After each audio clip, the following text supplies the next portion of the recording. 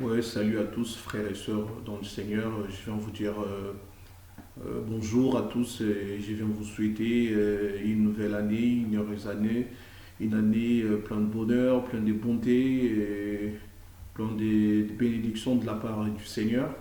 Et surtout une année où chacun de nous doit faire des résolutions. Des résolutions par rapport à sa marche chrétienne, sa marche avec le Seigneur, par rapport à sa façon de voir les choses, par rapport à sa vie que chacun de nous essaie un peu de voir là où il a trébuché, là où il n'a pas fait la volonté du Seigneur, là où il a commis des erreurs, là où il a pas honoré le Seigneur, là où il n'a pas été sensible à la voix du Seigneur pour pouvoir faire des résolutions afin de pouvoir aller de l'avant.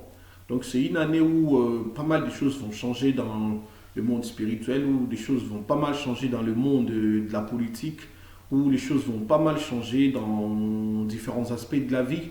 C'est une année où vous verrez l'accomplissement encore des signes. C'est vrai, il y a eu pas mal de signes qui se sont accomplis, les signes de la fin des temps.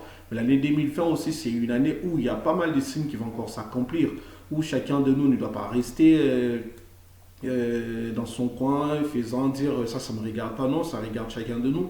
Parce que si la fin du temps, c'est pour la fin de tout le monde, c'est pas que une seule partie, un groupe de gens, non, mais ça sera quelque chose de global, ça sera le monde entier qui va être, qui va faire face à ces fléaux, qui va faire face à ces accomplissements. Donc c'est ce que je suis en train de vous dire pour que chacun de nous fasse des résolutions pour voir comment il va commencer une nouvelle année, comment il va commencer une année. Et moi, je vous conseillerais de commencer d'abord par l'évangile de Jésus-Christ, qui est les quatre premiers livres du Nouveau Testament, Marc, Matthieu, Luc, Jean.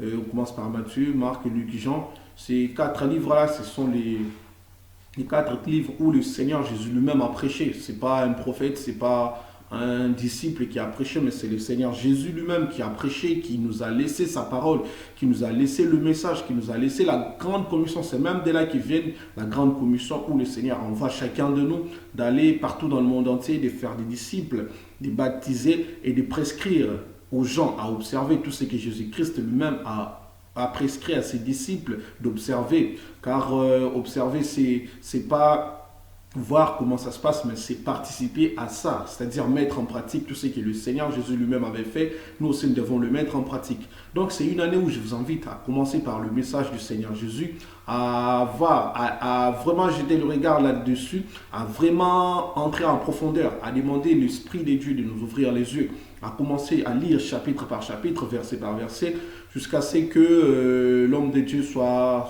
complètement accompli. Parce que c'est l'évangile du Seigneur Jésus. La Bible l'appelle le plus grand pasteur de tous les temps. C'est Jésus-Christ, le plus grand pasteur.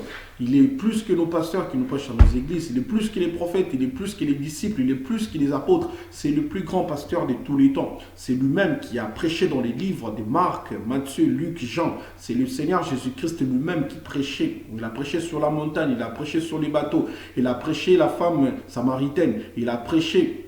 Il a ouvert les yeux, il a accompli pas mal de miracles dans ces quatre livres-là. C'est les livres qui détaillent le passage du Seigneur Jésus sur cette terre, le passage de notre Sauveur et Seigneur, le passage de notre Sauveur, c'est lui qui est l'auteur de notre salut. C'est ces quatre livres-là qui détaillent son passage sur la terre.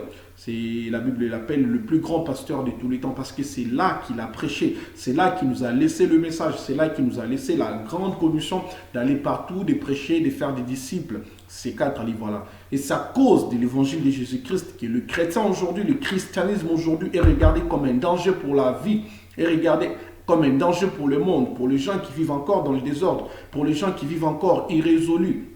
Pour des gens qui ne savent pas distinguer l'air gauche et l'air droite, nous sommes haïs de tous, nous sommes haïs de toutes les religions, nous sommes haïs par les athées, nous sommes haïs par tout le monde par rapport à l'évangile du Seigneur Jésus, par rapport à ce que Jésus-Christ parlait. Il parlait avec autorité, il parlait avec insistance, il parlait avec conviction, parce qu'il savait que ce qu'il disait c'était vrai. Ce qu'il disait c'est ça qui donnait la vie, c'est pour cela qu'on appelle ça la parole de vie. Jésus-Christ, tout ce qu'il a prêché, c'est ça qui nous procure la vie, c'est ça qui transforme l'humanité, c'est ça qui change l'existence d'un homme. C'est ça qui bouleverse la vie des gens. C'est ça qui a bouleversé ma vie. C'est ça qui a changé mon être. C'est ça qui a donné le sens à mon existence. C'est ça qui m'a tiré des ténèbres jusqu'à son admirable lumière. C'est ça qui m'a aidé à prendre des décisions. C'est ça qui m'a aidé à faire des résolutions dans ma vie, de marcher avec le Seigneur, de les suivre, de demander sa force, de demander son aide dans ma faiblesse. C'est ça qui a transformé toute mon existence. Alors je vous conseillerais à nous tous, moi aussi, j'en fais partie, qui commencez d'abord par l'évangile du Seigneur Jésus,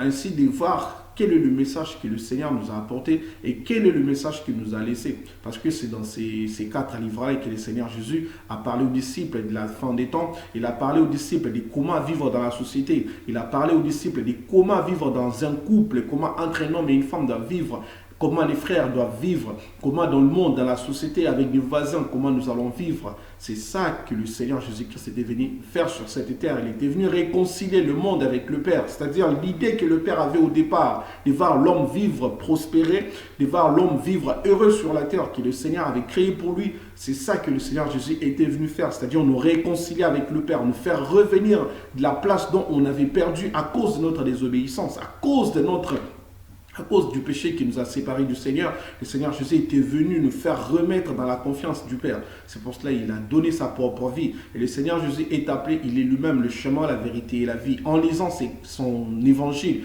en lisant le message qu'il nous a laissé sur la terre, on pourra voir que on va suivre le chemin que le Seigneur Jésus a suivi. On va commencer à marcher dans la vérité. On va commencer à marcher dans la lumière. On va commencer à donner la vie partout où on va être, là où on va habiter, dans nos familles. On va être porteur de vie, on va être porteur d'espoir, on va être porteur du futur. Donc c'est ça que le Seigneur Jésus-Christ nous a parlé dans l'Évangile. Alors je nous conseille d'aller suivre la prédication du plus grand pasteur de tous les temps. La Bible l'appelle le plus grand pasteur de tous les temps. Il n'y a aucun pasteur qui est passé dans ce monde qui soit comparable à Jésus. C'est le plus grand pasteur de tous les temps. Et je vous aime et je vous souhaite une heureuse et meilleure année 2020 dans le nom du Seigneur Jésus.